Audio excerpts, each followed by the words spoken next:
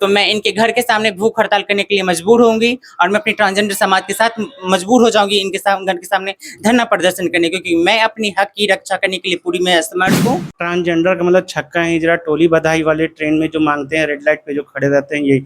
उसके बाद मारपीट मेरे भाई द्वारा हुई। उसके बाद रवि जी तो है ही पुरुष, और ये जो एडविका चौधरी हैं ये एक ट्रांसजेंडर महिला है। आप इनको अलग अलग नामों से जानते हैं, लेकिन मैं उन सभी नामों को यूज नहीं करूंगा। नमस्ते, मेरा नाम रवि कुमार है जी। हम लोग इंस्टाग्राम से मिले थे करीबन 1.5 साल पहले, और ये गरिमागिरी में रहती थी। तो इंस्टाग्राम पे जब आप मिले थे तो आपको पता था कि ये ट्रांसजेंडर महिला है?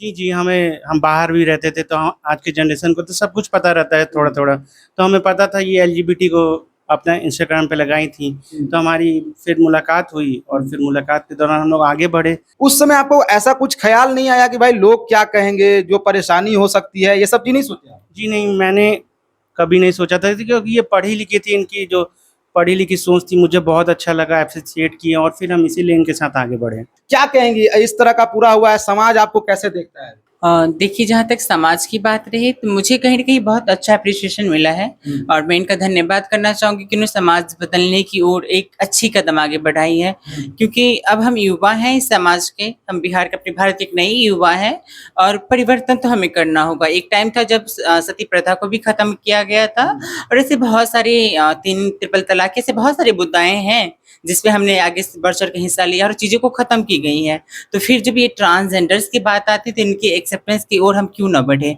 एक कदम बढ़ें, एक कदम आप चलें, एक कदम हम चलें, आगे एक्सेप्टेंस की ओर बढ़ें, ताकि जो समाज में कुछ कुनीतियाँ हैं वो खत्म हो सके, जो लोगों की माइंडसेट है थोड़ी-सी चेंजेस उसमें भी आएँगी, क्योंकि उनको भी ज़रूरत है और हमको भी ज़रूरत है, वरना हम भी वहीं रेड लाइट पे खड़े रह जाएँगे और आप भी अपने घर में हमारी बातें बनाते रह जाएँगे। ट्रांसजेंडर का मतलब छक्का हिजड़ा टोली बधाई वाले ट्रेन में जो मांगते हैं, रेड लाइट पे जो खड़े रहते हैं, यही।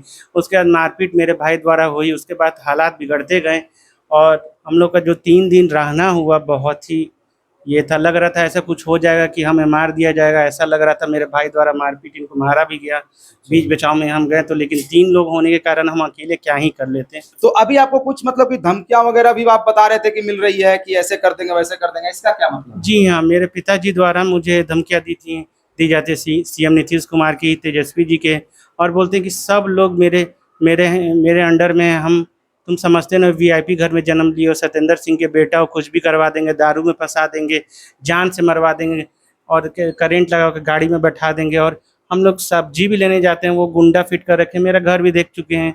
और इवन मेरे पिताजी द्वारा 10 दिन पहले हमें वीडियो भेजा गया कि उन्होंने बोला कि देखो ये पुलिस वाले तुम्हारे पीछे लगे, कहीं भी जाओगे रहेंगे, ठीक है ना। जब हमने वीडियो खोला तो वो एक गुंडे थे। अब गुंडा मेरा प्रॉपर पीछा कर रहे थे और घर भी क्या उनका उद्देश्य है, वो मार ही देते तो हम कहाँ के रहते। अच्छा, आप लोग को अगर एक्सेप्ट नहीं करते तो आगे आप लोग फिर क्या करेंगे? क्योंकि घर पे वाले तो एक्सेप्ट करने से मना कर रहे हैं, और जहाँ तक बिहार की जो मानसिकता है फैमिली की वो हम लोग जानते हैं, उसके क्या करेंगे फिर आगे?